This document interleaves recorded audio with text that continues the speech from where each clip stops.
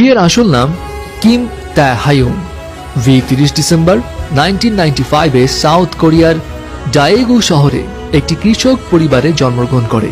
V তার 3 ভাই বোনদের মধ্যে সবার বড়। তার পরিবারের ফিনান্সিয়াল অবস্থা খারাপ হওয়ার কারণে ভি এর বাবা মা দুজনেই কৃষিকাজ করতেন। দ্যাটস ওয়াই ভি এর সঙ্গে তাদের খুব বেশি সময় কাটানোর সুযোগ হতো না, এবং ভি কিন্তু এই কারণে ছোটবেলা থেকেই তার দাদির কাছেই বড় হয়েছিল। ভি এক ইন্টারভিউতে জানিয়েছিল তার দাদি তাকে 14 বছর ধরে লালন পালন করেছে এবং তার দাদি তার অনেক কাছের একজন মানুষ ছিলেন। এনিওয়ে, কৃষক পরিবারে বেড়ে ওঠায় ভি এর ছোটবেলায় কোনো বড় স্বপ্ন তো ছিল না। সে খুব ছোট থেকেই ধরেই নিয়েছিল বড় হয়ে সে তার বাবার মতোই কৃষক হবে। বাট ভি এর এই চিন্তা ভাবনা টোটালি পাল্টে যায় যখন ভি তার বাবার ইন্সপিরেশনে স্যাক্সোফোন বাজানো শেখা শুরু করে। আর ব্যাস তখন থেকেই তার ভিতরে মিউজিকের প্রতি আগ্রহের বীজ একটু একটু করে বোনা শুরু হয়। কিন্তু এখানে একটা কথা আছে, ভি তার বাবার ইন্সপিরেশনে মিউজিকে হাতে খড়ি পেলেও তার বাবা মায়ের কড়া ইনস্ট্রাকশন ছিল মিউজিক নিয়ে ক্যারিয়ার পার্সিউ করা যাবে না। তবে ভি যখন ক্লাস 9-এ পড়ে তখন তার লাইফে আসলো আনপ্রেডিক্টেবল একটা টার্নিং পয়েন্ট।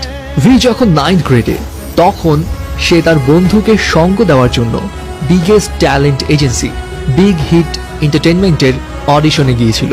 ভি এর কিন্তু সেখানে অংশগ্রহণ করার কোনো পরিকল্পনাই ছিল না, সে জাস্ট তার ফ্রেন্ডের জন্যই গিয়েছিল।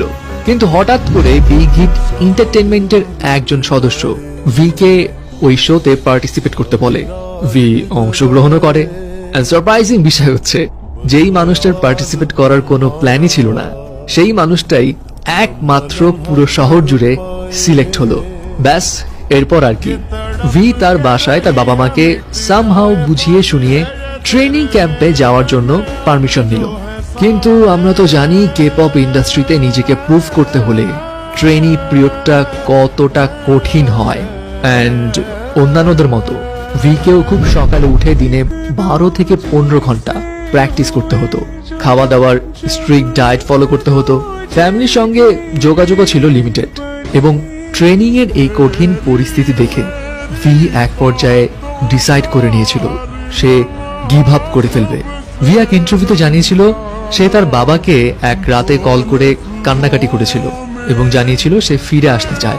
তার বাবা তখন ভিকে একটা কথাই বলেছিল, ফিরে আসতে চাইলে আসতে পারো, এখানে তোমার জন্য আরো অনেক সহজ কাজ আছে। ভি জানায় তার বাবার ওই কথাটাতে সে কিছুটা ইম্বারেস ফিল করেছিল। অ্যান্ড এরপর সে ডিসিশন নিল যত কষ্টই হোক সে যেই টার্গেট নিয়েছে সেটার শেষ পর্যন্ত দেখেই ছাড়বে। আর 3 বছর কঠোর পরিশ্রমের পর ফল পেল ভি। 2013 সালে ভি বিটিএস ব্যান্ডে ডেবু করে।